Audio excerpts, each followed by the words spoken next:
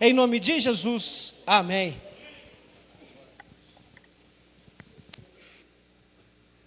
Graças a paz, igreja. Amém. Felizes estamos por estar na presença do Senhor nosso Deus. Desde ontem estamos bastante alegres por nos chegar até este lugar. E confesso que ao ver e rever alguns amigos, a gente fica numa emoção muito grande, né? Os companheiros, obreiros, alguns para mim novos, né? Outros já antigos. E é maravilhoso ver a igreja do Senhor, a casa do Senhor cheia e os irmãos com alegria no coração. Amém? Queridos, capítulo 17 de 1 Samuel, primeiro livro do profeta Samuel, capítulo 17, versículo 32, gostaria de fazer menção dessa palavra a qual o Senhor tem falado ao meu coração, amém?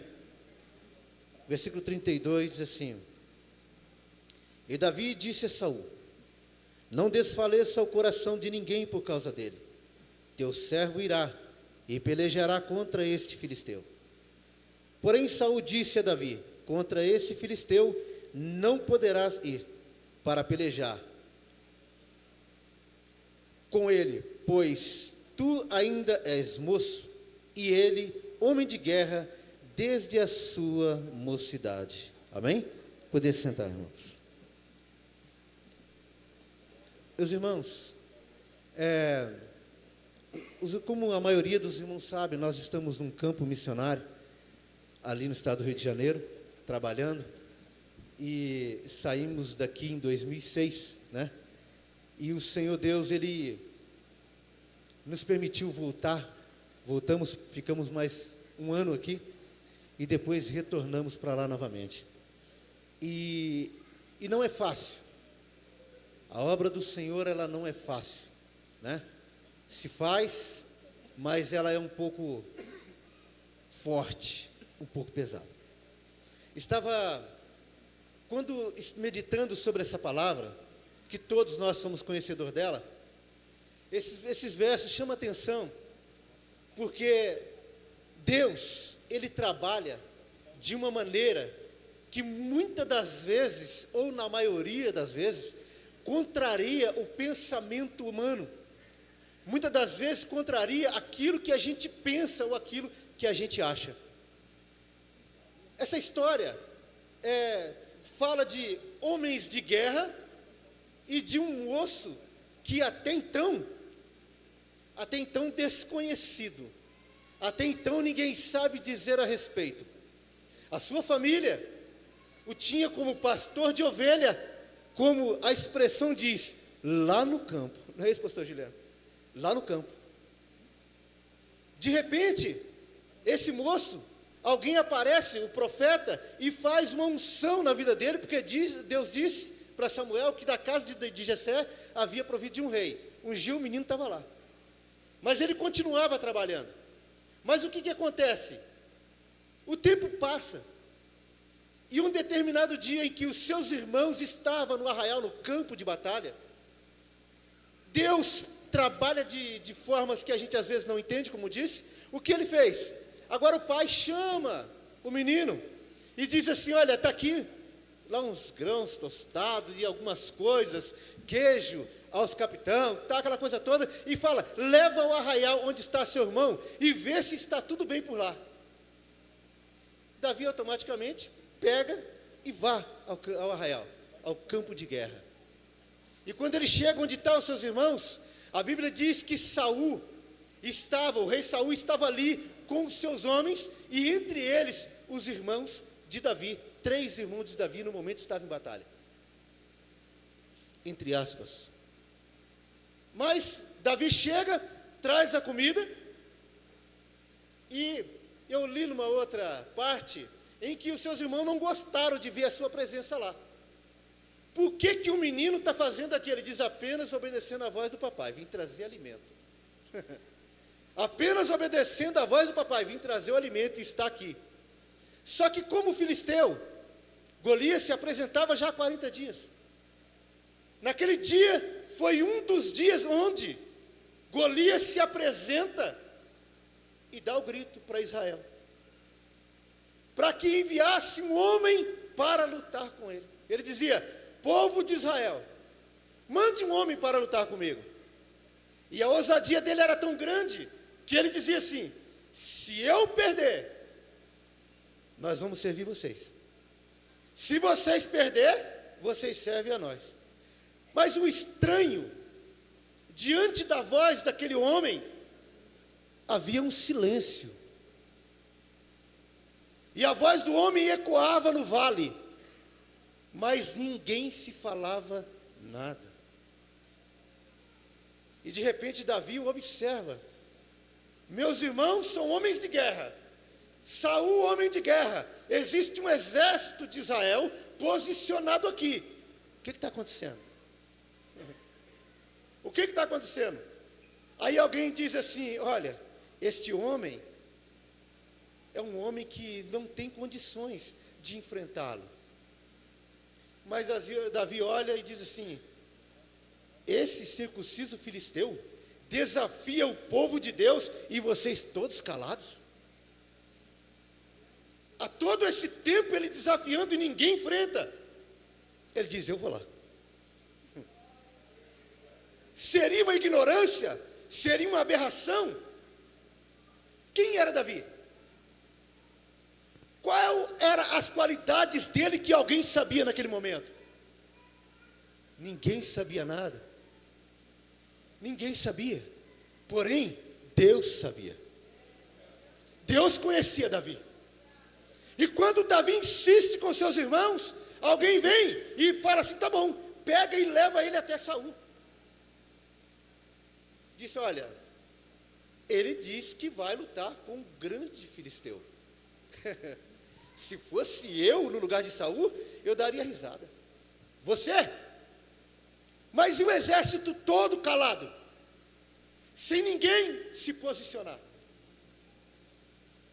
Mas ele diz assim: tá bom. Você vai? Disse: vou.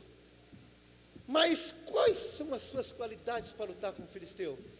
Ele diz: posso falar, rei? Fala, garoto. Pode falar.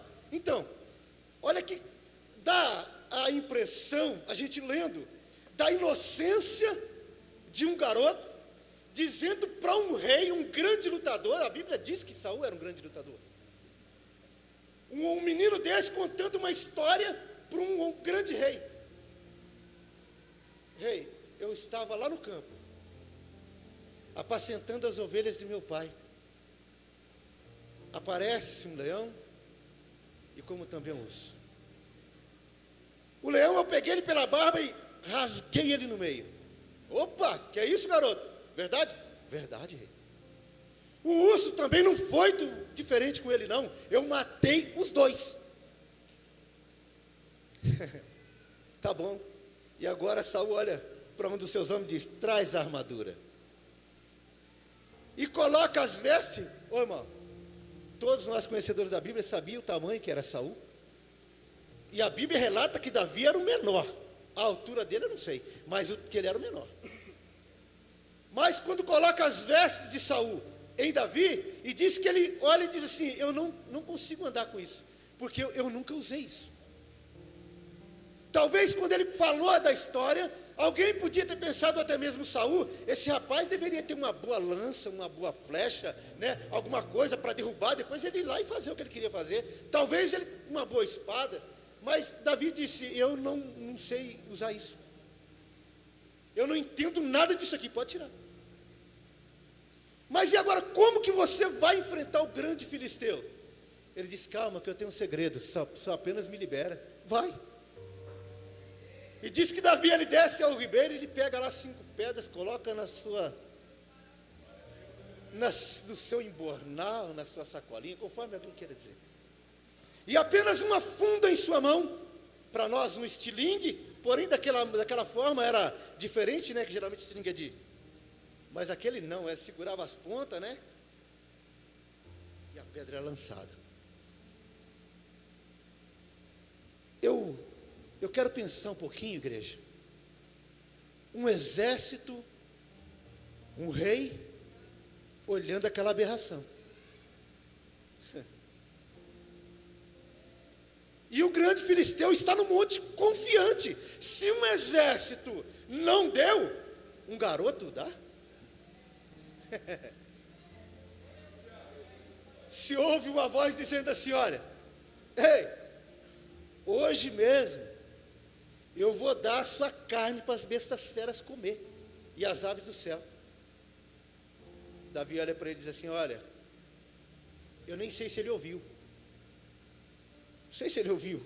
Mas Davi diz assim: olha, você pode vir com escudo, com lança, com o que você quiser. Eu vou a ti em nome do Senhor dos exércitos. Aí estava o segredo e a diferença. Em nome do Senhor dos exércitos. Ele não diz assim: eu tenho pedra, eu tenho uma funda preparada para te derrubar. Não, não. Ele esqueceu a pedra e a funda. Ele diz: eu vou a ti em nome do Senhor dos exércitos. Aleluia. Aí houve a diferença, irmão. Nós estamos vivendo dias de desafios. De desafios, em especial aqueles que fazem a obra de Deus. Se você não quiser problema, fica quietinho no banco, não faz nada. Porém, o dia que você chegar lá, não reclama também do galardão, se você chegar. Mas se você quiser um pouquinho de problema, comece a fazer a obra, sabe por quê? Você começa a entrar no reino de Satanás e tirar almas de lá. Aí você começa a arrumar problema. Vem de todo jeito, de todo lado, de todas as maneiras. Mas Davi, lá no campo, apacentando ovelhas, se tivesse um drone filmando Davi lá, se tivesse alguém sondando Davi, o que será que Davi fazia quando ele estava no campo apacentando as ovelhas? Será que ele sentava numa pedra, cruzava os braços e ficava olhando?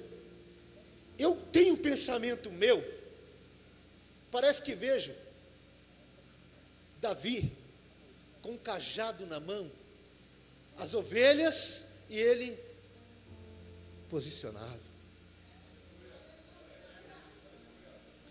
E quando de longe, está aí? É com você que eu vou. O tempo todo vigiando.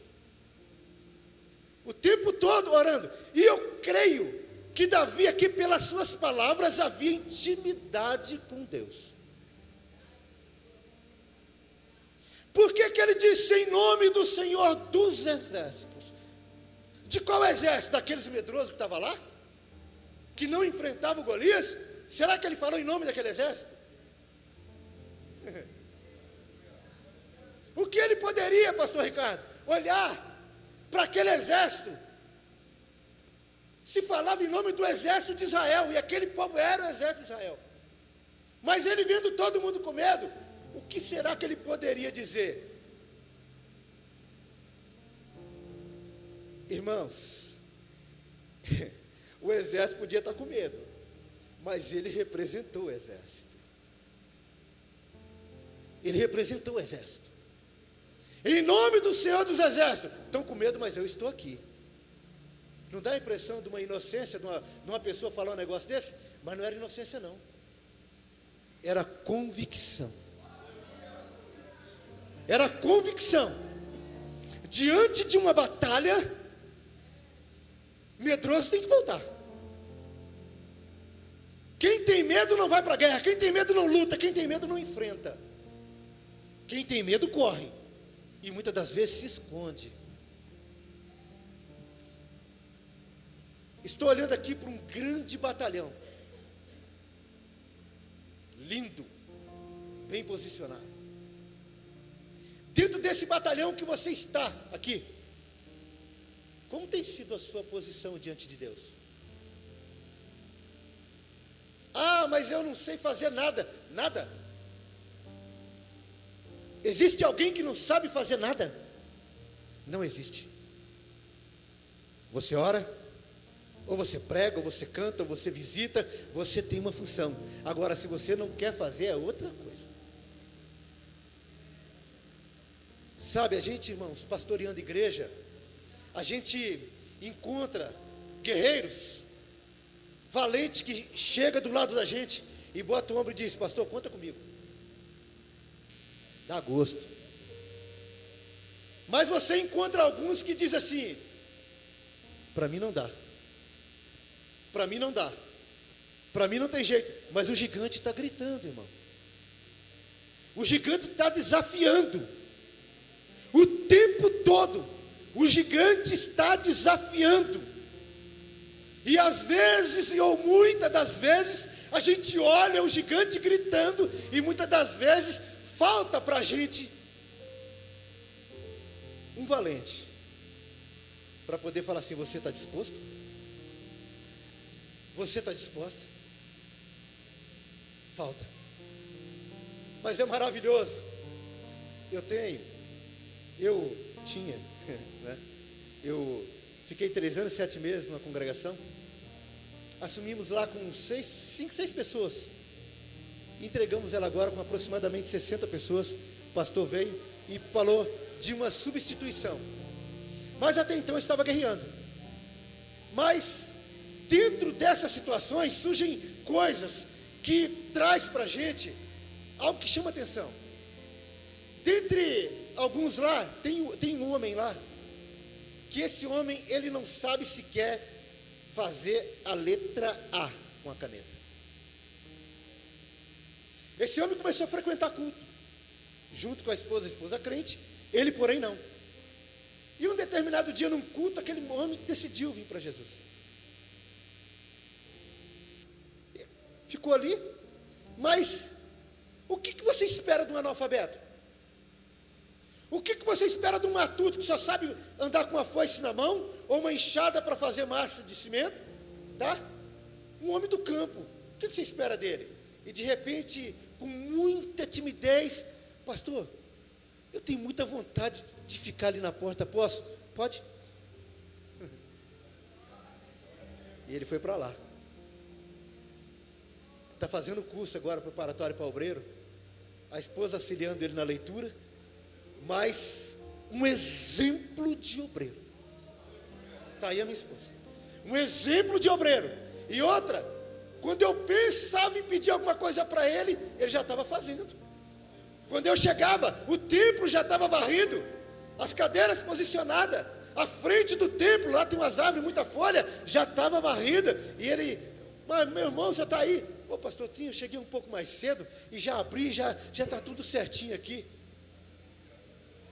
Oh, é muito bom ter um valente desse. Batalhas veio sobre a vida daquele homem, batalhas e batalhas e batalhas. E quando ele se viu em situação, ele: pastor, o que eu faço? É aqui, meu querido. E ele: tá bom, pastor. Segue a risca aquilo que você fala para ele. E não tem leitura, não tem nada, não sabe nada. Mas a essa hora, pode chegar lá, o culto começa às 19 horas. Ele já chegou 18h30, já abriu, e o povo está chegando para a oração. Irmãos, Davi, eu acredito que essa história não ficou aqui para a gente somente contar ela, não. Porque quando ele vai, ele disse essas palavras, mas vamos dizer, se fosse eu: Senhor dos exércitos, Senhor dos exércitos, é para a glória do teu nome, é para a honra e glória do teu nome, e vai. O Espírito Santo tomando aquela pedra e levando, pá. E de repente aquele monte de homem cai, bum, no chão. E Davi diz: não fica assim não. Corre até o homem, pega a sua própria espada e corta o pescoço dele. Pega a cabeça e está com ela na mão. Vai lendo a história só para você ver uma coisa. Porque quando Davi está indo, em qual momento? Não, mas eu sei quando ele estava indo. Saul pergunta a um dos seus homens do seu lado, parece que um general, pergunta a ele assim: quem é esse moço? Ele diz: eu não sei. Manda saber quem é. Manda saber quem é. E quando Davi está com a cabeça do Golias na mão, o homem chega. O rei quer falar com você, ele quer saber quem você é. Tá bom, vamos. Mas a cabeça estava na mão, ele não soltou. Lê a história aí. E diz que quando chegou diante de Saul, Saul não perguntou do gigante, não perguntou de nada. Quem é você? Quem é você, rapaz?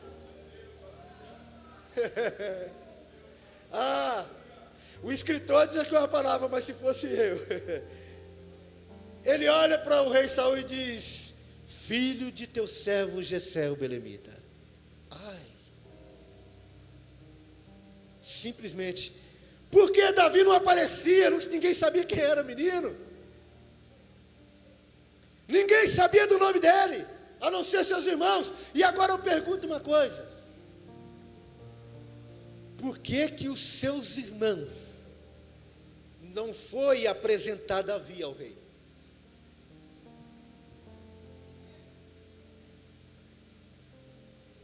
Lá no começo já era para ter feito isso. Rei, tudo bem, está aqui, é meu irmão, é nosso irmão, vai pelejar, disse ele que vai. Porém, nós nos responsabilizamos, mas ninguém falou nada. Davi ficou no oculto. E quando ele derruba o gigante, era motivo de honra para correr lá, pegar Davi, botar ele no colo e levar ele até lá. Era uma honra. Procura eles aí para ver se você acha. Mas Davi é apresentado. E quando é apresentado, ele se identifica. Mas rapaz, ninguém nunca falou no teu nome. Não interessa. O teu nome não interessa. Quem você é não interessa. Porque quem te conhece é Deus. E Ele te conhece por dentro e por fora. Só isso. Por dentro e por fora. Todos os seus pensamentos, todas as intenções do seu coração, Ele sabe. E no momento certo, Ele vai te tirar do anonimato, se for preciso. Se for preciso. Ele tira você do anonimato e te apresenta e diz: eis aqui. O nosso Deus, Ele trabalha dessa maneira. Irmãos, o que eu vos trago nessa noite, eu quero trazer aqui uma palavra da parte de Deus para vocês, de ânimo. Eu quero que você saia daqui nessa noite, deixando as afrontas, as pelejas que te jogam para baixo, que muitas das vezes pode aparecer alguém olhando para você dizendo: nem conheço, mas te conhece. Nem conheço, nem sei quem é.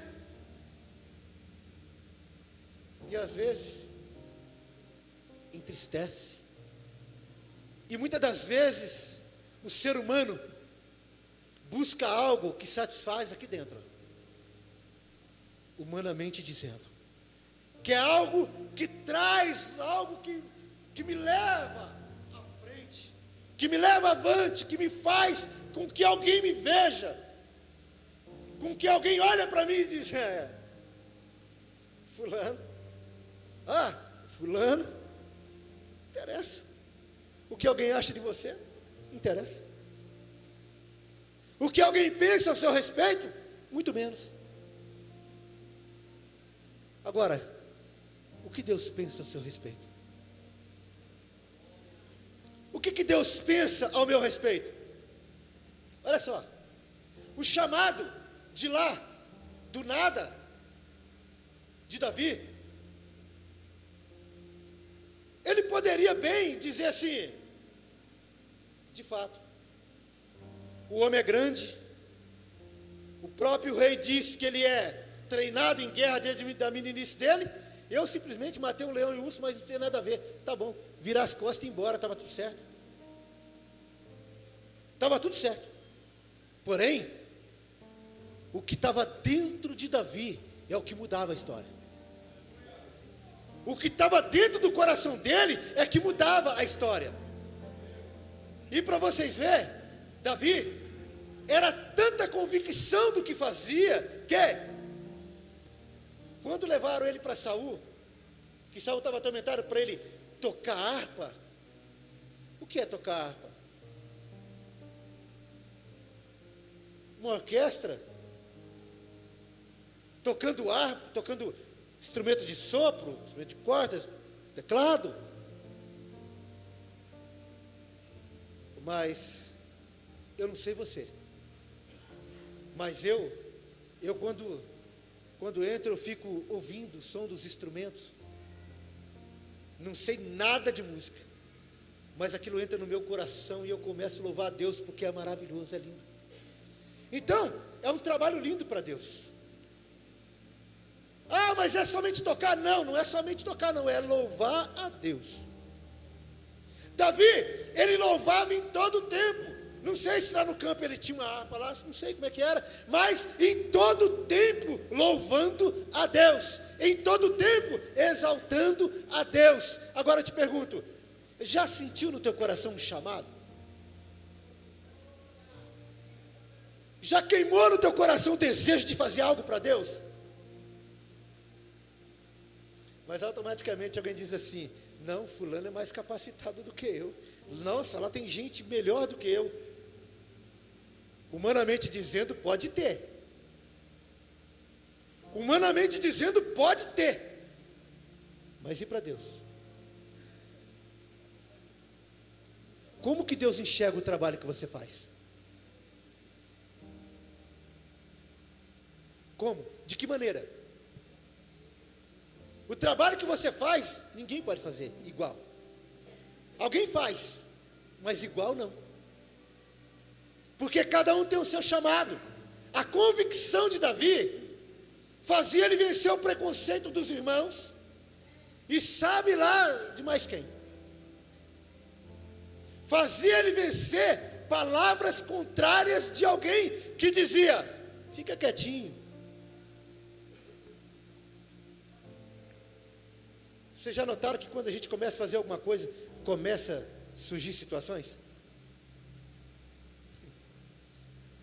Começa a surgir situações. Aí você fala assim: meu Deus, mas eu estava quieto aí, não tinha problema, mas agora começou um tanto de problema. Ué, o que você espera? Você está tirando almas que estão aprisionadas. E o dono, até o momento daquela alma, você queria que ele te elogiasse? Parabéns, mulher guerreira. Você visita, você ganha as almas que eu tenho escravizada, você está levando todas. Parabéns para você, vou elaborar um troféu e vou mandar entregar na tua casa. Porque você está tirando as almas que estão perecendo, você está levando para a igreja e elas estão se restaurando. Parabéns para você. Não, ele vai querer te engolir, te matar, em todo momento acabar com a tua vida, desanimar você e dizer assim: você não presta. Você não serve para nada. É isso que ele vai dizer. E se você tiver convicção, em todo tempo você está glorificado seja o teu nome, Senhor. Aleluia. Mas você não sabe cantar, não interessa, eu estou indo buscar alma. Ah, mas você não interessa, eu estou indo em busca das almas. Eu estou indo em busca delas. Não interessa. Então quem vai buscar almas tem batalha, e a batalha é travada. Mas Paulo escreveu dizendo assim: esquecendo-me das coisas que para trás ficam, prossigo para o alvo. Não interessa, eu prossigo para o alvo. Eu tenho um alvo, eu tenho um objetivo, e é lá que eu vou chegar. É lá que eu vou chegar. Nada vai me parar. E em todo momento você ouve: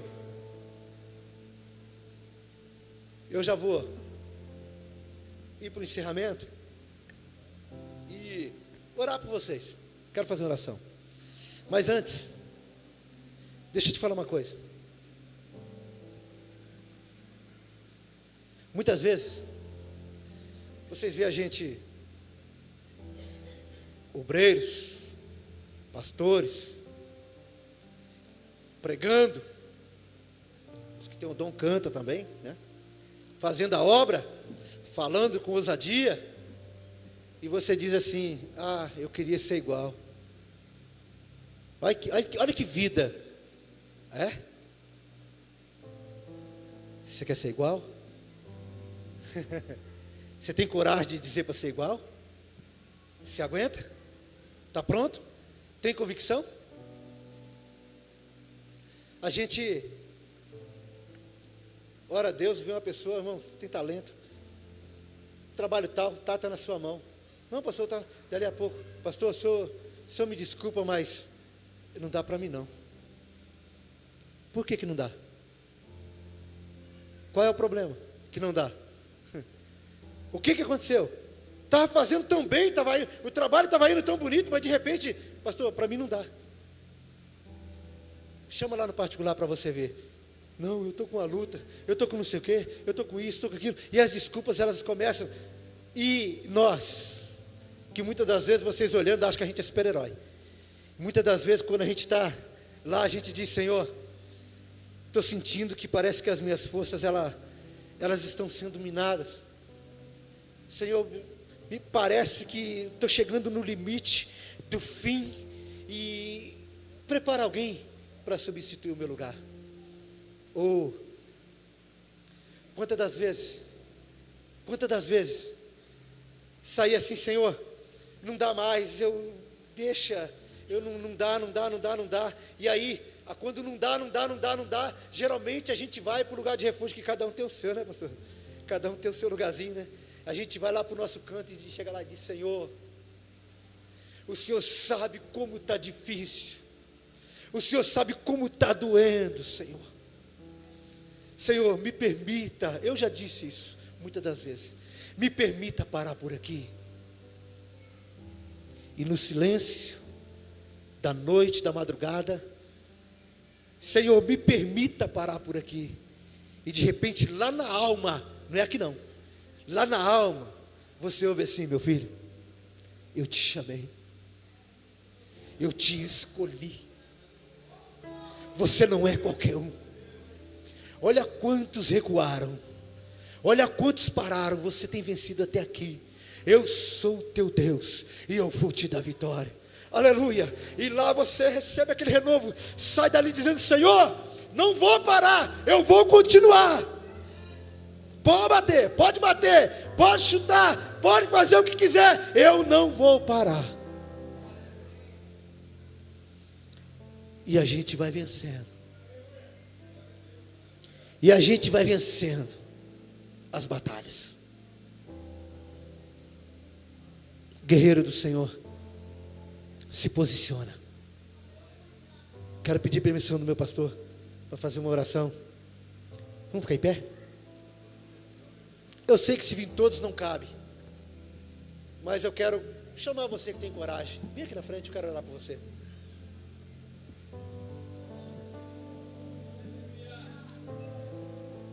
Aleluia. Pastor Rafael me deu a liberdade. Filha, venha louvar o Senhor. Enquanto você chega aqui na frente,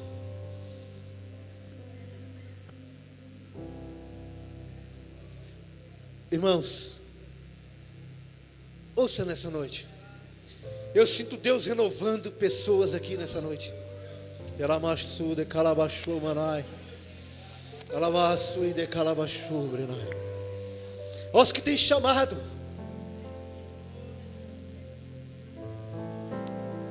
Eu sinto Deus renovando vidas aqui nesse lugar nessa noite. Aleluia. Tem mais gente que quer vir orar e receber oração? Aleluia. Enquanto a minha esposa se prepara, irmãos, olha só. Acredito que possa ter. Eu estava numa das costeiras lá, fazendo a obra do Senhor. Minha esposa estava num lugar e outro, e uma pessoa se aproxima e diz: pastor, Eu já tenho alguns anos que eu deito na cama e eu não consigo dormir. Eu não durmo. Passo a noite inteira acordado. Às vezes pela manhã eu consigo dar uma cochilada, está atrapalhando a minha mente. Estou ficando meio... Acredita? Você acredita na oração da fé? Acredito. Orei por aquela pessoa. No outro dia, a pessoa pega o telefone e diz: pastor, eu dormi essa noite como nunca. Foi liberta. Por incrível que pareça, no outro dia, quando chega em casa, o vizinho liga para mim e diz: pastor, eu já tenho noites e noites que eu não durmo. Estou ficando meio que perturbado. Falei para ele: você acredita? Acredito, pastor, vem aqui em casa. E eu fui lá. Quando eu vou na casa dele, ele falou: ora aqui no meu quarto. Quando eu entrei, que eu orei, senti o corpo arrepiar. Repreendi, expulsei quem estava lá dentro, atrapalhando a vida dele. Irmãos, a esposa diz assim: eu nunca vi meu marido dormir desse jeito. Glória a Deus. Dorme que chega ronca. Há anos sem dormir. Se você nessa noite estiver dessa forma, tiver alguém aqui, vem aqui nessa noite.